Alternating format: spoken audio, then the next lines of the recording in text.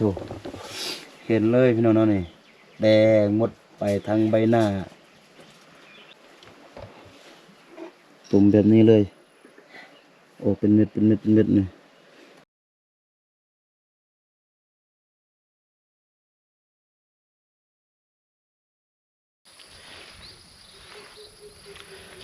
กราบทักทายสบายดีและสวัสดีเด้อพี่น้องบ่ว่าจะอยู่ในประเทศและต่างประเทศเนาะกะขอยินดีต้อนรับเข้าสู่ซ่องครูดอยอีกคือเก่าคือเดิมพี่น้องเอ้ยเนาะนี่ตอนนี้ก็คือครูดอยอยู่ระหว่างทางพี่น้องเอ้ยเนาะก็คือทางระหว่างเมืองพร้าวดมหาเมืองห้วยทรายพี่น้องเนาะนี่อยู่บอนทางเข้าบ้านของน้องตูนต๊อกแล้วก็น้องลินทอนเนาะนี่ก็เปิดคลิปมากะอยู่ที่สวนพี่น้องเนาะนี่ตัวนี้เป็นสวนของเอ้ยพรเพิ่นโถสวนนี่ตัวนี้เป็นยอดมักนำโอ้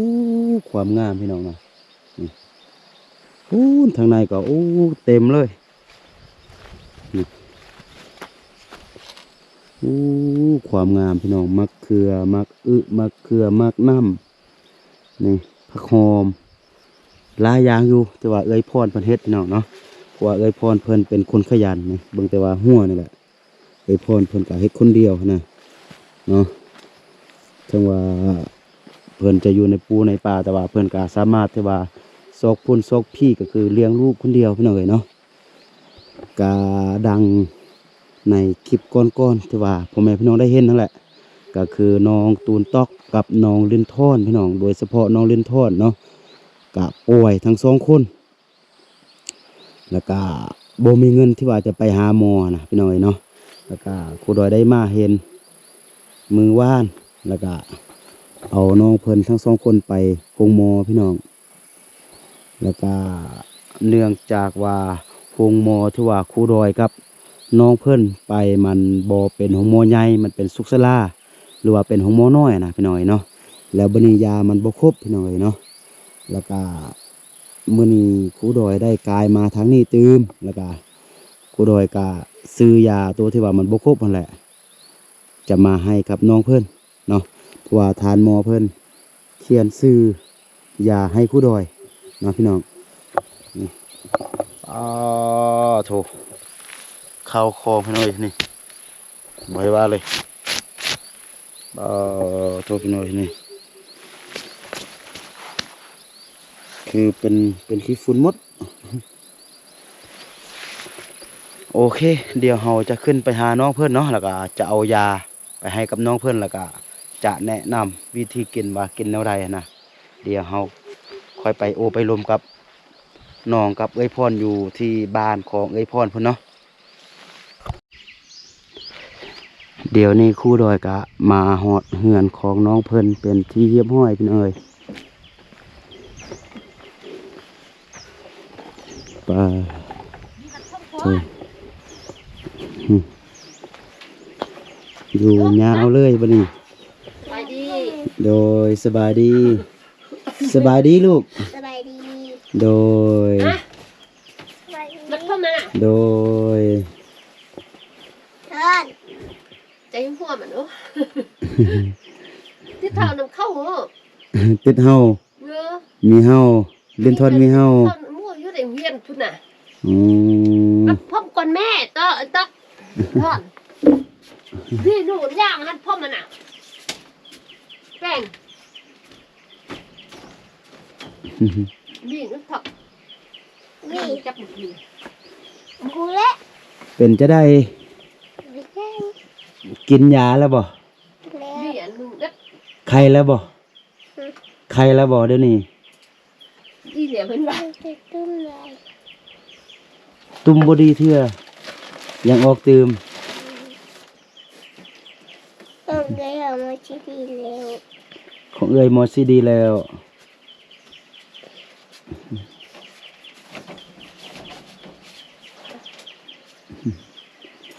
น้องลินทอนเอ้ยพรยังมัดผมให้พี่น้องพริกมาจากพี่อุ้มวีก็ไม่ได้วีแห้งเจ็บบัดเลยเ จ็บอันตุ่มอยู่ในก็โอ้ค่อยลืมซื้ออัน ปากแล้วพุ่มน้อง ค่อยลืมซื้อยาอันดีไข้ให้เจ้าเด้แต่ว่ายาของอันน้องลิ้นทองกับน้องตุนตอกตัวสีเหลืองอันนี้ยาพาราตัวนั้นก็กินได้เน้อ ไอ้กินของอีทอดเดี๋ยวสุดดึงว่าสิอีท่านบอกอันบางวันอันพูนแพทย์อยู่หันมือนี่มันก็ให้เฮาหัวเฮาว่าน้องกันนะ อ๋อ มันมาทำน่ะมันจะไปหาแล้วมันหูมันอยู่มันมาได้มาจากเถื่อนอยู่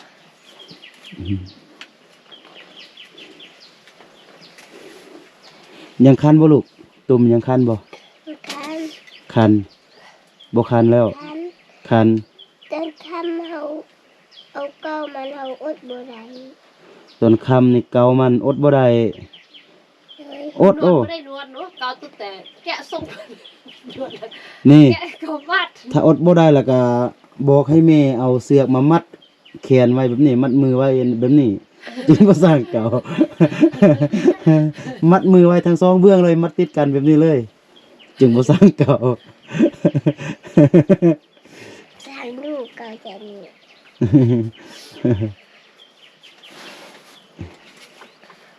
มาพี่มาลูก นั่งให้แม่ เป็นจะได้ ดีขึ้นแล้วบ่ โดย ดีขึ้นแล้ว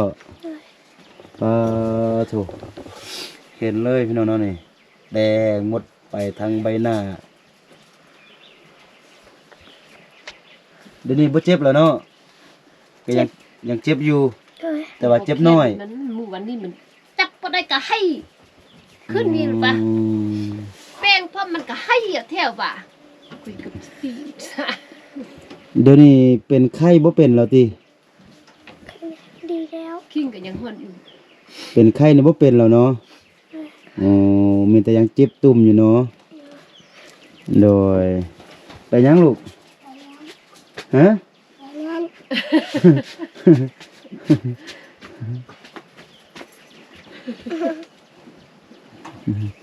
บ่หนาวแล้วก็เดี๋ยวนี้บ่หนาวแล้วก็ หนาว ยังหนาวอยู่หนาวคือบ่นุ่งเสื้อใหญ่เด้เครื่องนุ่มเมื่อวานเด้อเอาไปซักแล้ว มันอาบน้ำอยู่บ้านพุ่นมันสลัมซักเครื่องมันอีเห็นนี่นะบ่ไล่เทื่อแล้วมาหันก็เว้ามันก็บ่ฟังจุ่มๆน่ะมาตากแล้วก็มัน นุ่งมันแห้งก็มานุ่งจังนั้น ต่อไปแล้วก็เครื่องแล้วก็บ่ต้องนุ่งซ้ำแล้วเนอะ เมื่อท่านแม่ก็เอาไปซัก นุ่งแล้วก็เฮาไปอาบน้ำแล้วก็เปลี่ยน ซักคือวางเดียวค่ะ เปลี่ยนใส่ตัวใหม่ เพิ่นก็ ตัวเก่าก็เอาไปซัก แล้วก็ตากไว้ ซักอยู่พี่แล้วก็ว่ามีไผส่ง เดี๋ยวนี้บ่คันแล้วเนาะ โดย คันมันคันออกไม่ดี หน่อยก็นี่นี่ก็ซื้อยามาให้ ตัวนี้จะเป็นยาทาตุ่มแล้วก็ยา ตั้งเอาหนังไหม อันนั้นพร้อ ตั้ ม งเอาหนัง ก็ตัวนี้เป็นยาทาตุ่มเนอะมันจะมีตัวนี้ค่อยซื้อมาหลายหน่อยหนึงอันนี้3หลอดบนไดมันออกตุ่มแล้วก็ทา มึง บนหนึงแล้วก็ทาให้ลูกเนอะตัวนี้นะส่วนตัวนี้จะเป็นยากินตัวนี้นะของน้องตุนตอกแตะหนึ่งหรือว่าให้กินนำกันก็ได้นี่มันพอดีนี่เพราะว่ากินเท่านึงแล้วมันแบ่งครึ่งทานหมอเพิ่นบอกว่าบ่ให้กินเม็ดหนึงเพราะว่าบ่แม่นคนใหญ่นี่เป็นเด็กน้อยแล้วให้กินแบ่งครึ่งพอดี อะไรอีทอนกินก็ได้ติ ฮะ เม็ดหนึงอีทอนนั่น บ่แบ่งครึ่งเลย ทั้งสองคนเจาะเม็ดหนึงแล้วก็หักครึ่งแล้วก็น้องตุนตอกกินครึ่งหนึงแล้วก็น้องลินทอนกินครึ่งหนึงก็อาจจะมีแต่สองอย่าง ตัวนี้เป็นยามันก็เป็นชนิดเดียวกันนั่นแหละ ตัวนี้จะเป็นยาทาตัวนี้เป็นยากินหมอเพิ่นว่าทากินพร้อมทาพร้อมมันจะดีไว้นี่ตัวนี้ก็กองน้อยๆหนึงแต่ว่าบางเพลงก็ซื้อตัวนี้หมดอยู่พอดีหมดอยู่100,000ก็เป็นเงินของผู้ใจบุญเพิ่นนั่นแหละซื้อว่าเมลินอยู่ทางสวีเดน เนอะ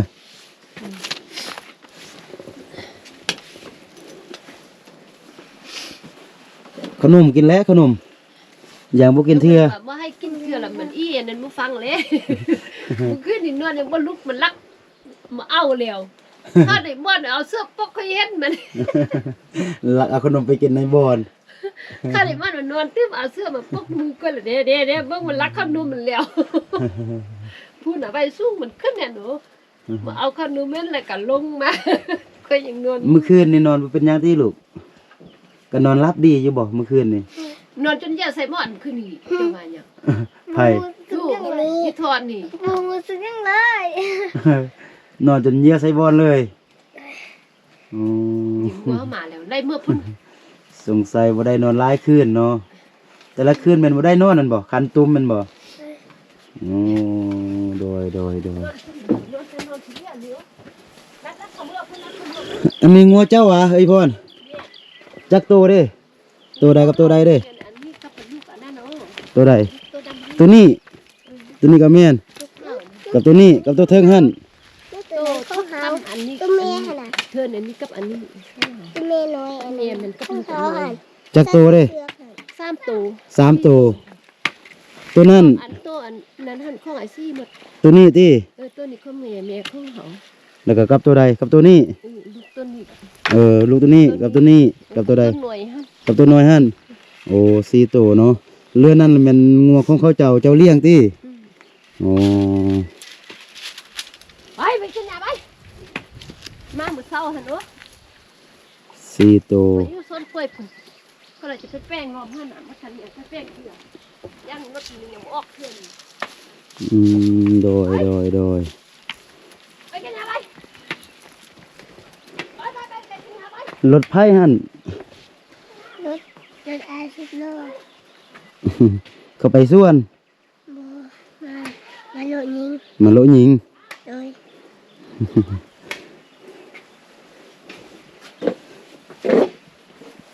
เบิ่งมื้อนี้วันหยังเด้ นี่มันสุก มื้อนี้วันศุกร์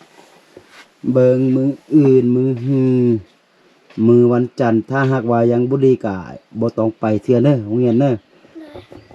ปะให้คิงดีๆให้ปัวดีแล้วก็บ่มีไข้บ่มีตุ่มแล้วจึงไปเด้อสำคัญแล้วแม่นเครื่องนุ่งซักตลอด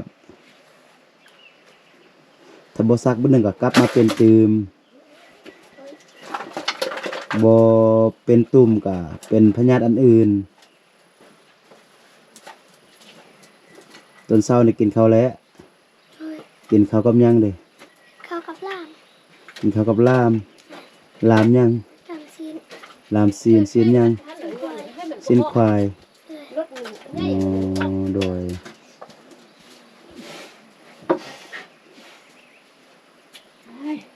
อันเป็นเจ็บ ลืมอวยพรคอยว่าจะซื้อยาให้เจ้าก็ลืม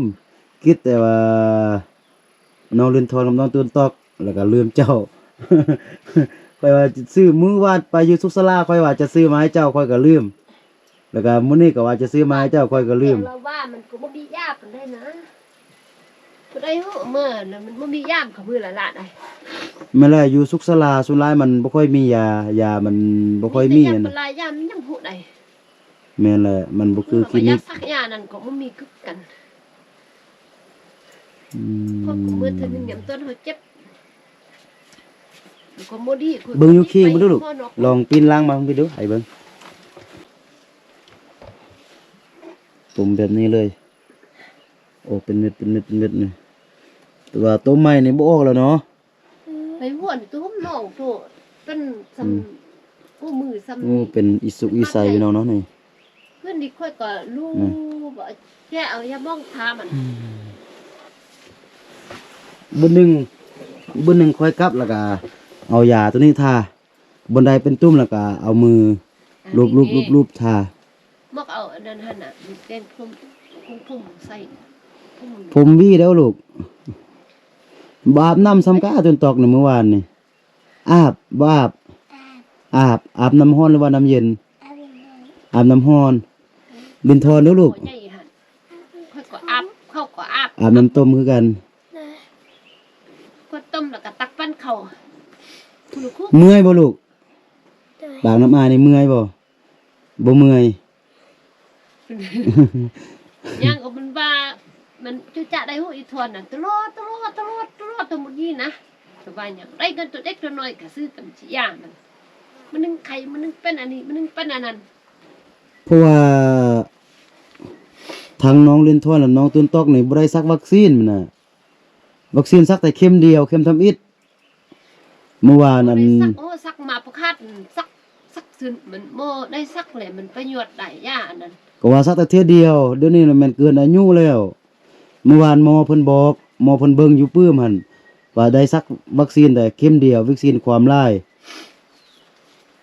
มันได้ซักมันได้ย้อนมันได้อยู่บ้านยามเขาซักแล้วมึงฮู้เขามาเซ็นบอกเขาของเมื่อนี่ก็ย้อนหยังเดี๋ยวนี้ ซักตอนมาซัก เดี๋ยวนี้นี่บ่ได้ซักวัคซีนนี่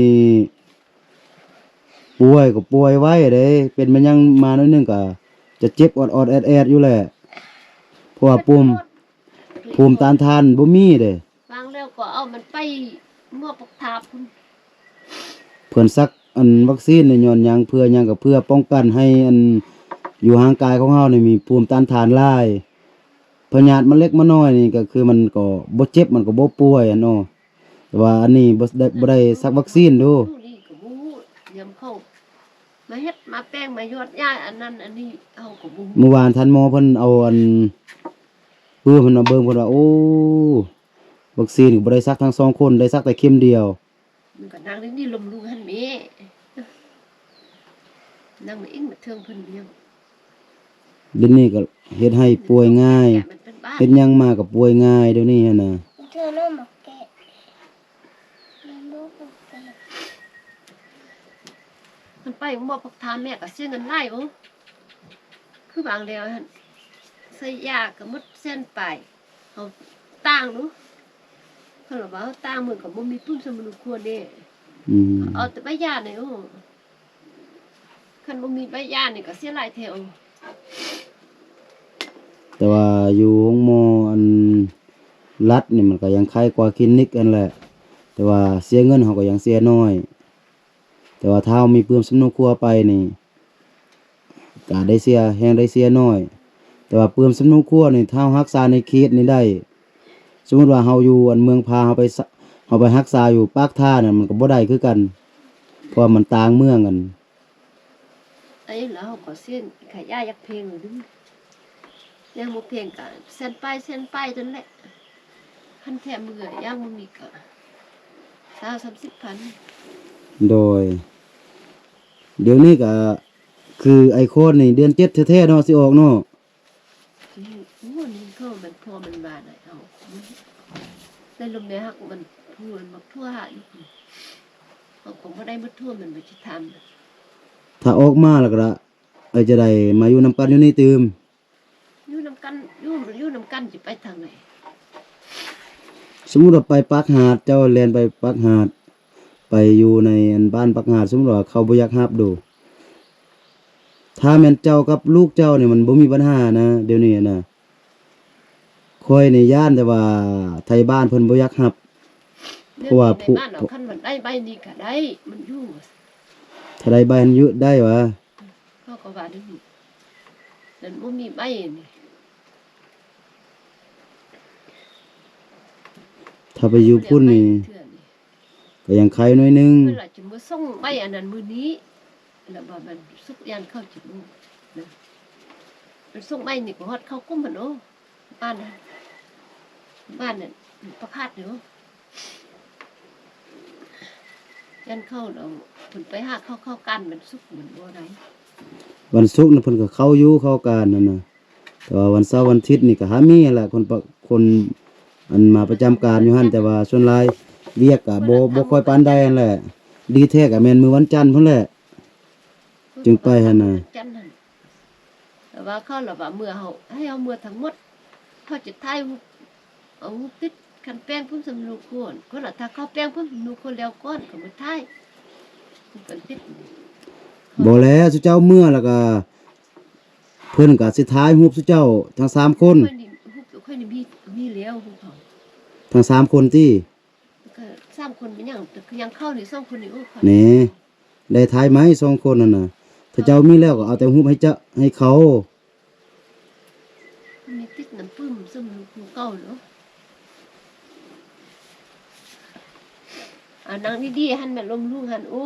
จะได้เมื่อยบ่ลูกอยากนอน เอ้ย เมื่อคืนบ่ได้นอนเอาเนาะเบิ่งอันเอื้อยแม่น้องลินทอน นั่งจะมันว่าเพิ่นได้รับได้นวลมันได้กับคันเก่าอยู่ น้องลินทอนบ่ได้นอน 3-4 มื้อ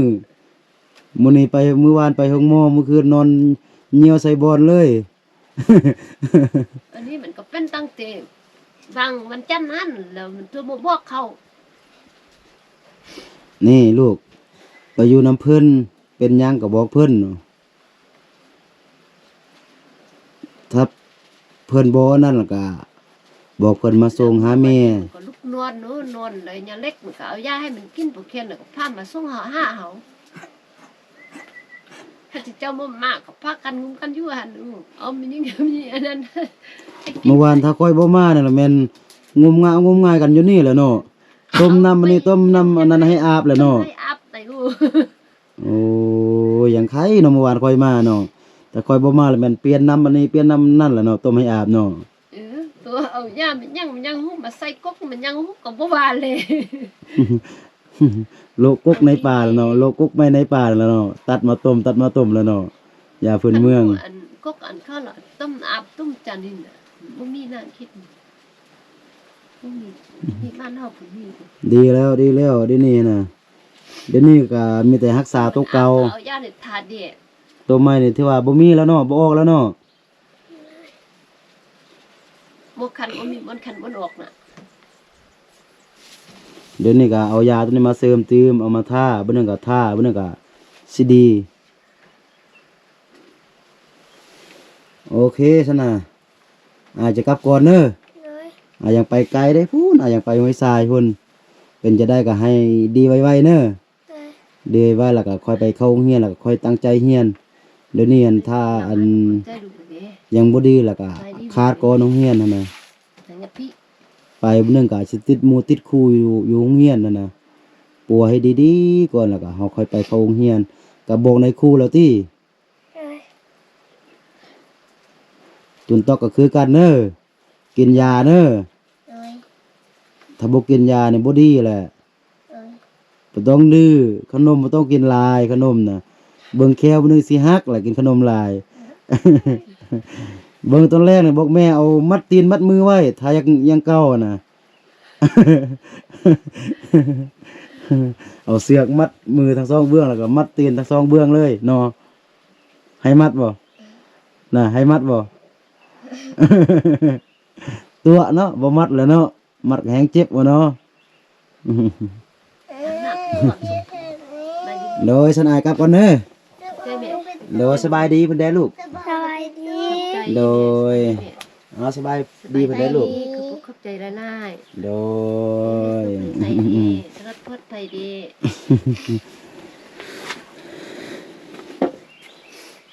ก็โอเคนะพี่น้องก็ถือว่าเป็นข่าวดีเนาะก็คือเอ้ยพรเพิ่นว่านั่นแหละมื้อวานถ้าหากว่าครูดอยบ่มานี่ก็คือสามแม่ลูกเพิ่นนี่ก็สิงมงายกันอยู่นี่แหละพี่น้องเนาะก็จะไปถากต้นอันนั้นต้นอันนี้เปลือกต้นนั้นต้นนี้ก็มาต้มให้กันอาบแบบนี้นั่นแหละพี่น้องเพราะว่า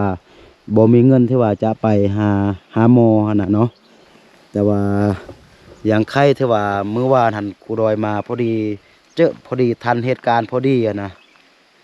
ก็คือน้องตุนตอกในกำลังออกพี่น้องแต่ว่าน้องเล่นทอดในเมื่อวานก็คือหนาวสั้น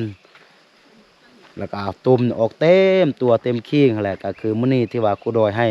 พ่อแม่พี่น้องได้เบิ่งนั่นแหละตามขี้นี่ก็คือตุ่มแดงแล้วก็มีน้ำใสๆหั่นนะออกมาหั่นนะพี่น้องเนาะก็คือจะเป็นอีสุกอีไซตามหมอเพิ่นว่าหั่นแหละเนาะ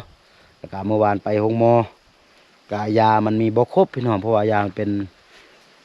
ป็นของหมอน้อยหั่นนะเนาะแล้วก็มื้อนี้ครูด้วยก็มาทางนี้ก็ได้ซื้อยามาให้กับน้องเพิ่นตื้อมันน่ะเนาะเพราะว่าเมื่อวานมันได้บ่ครบเนาะก็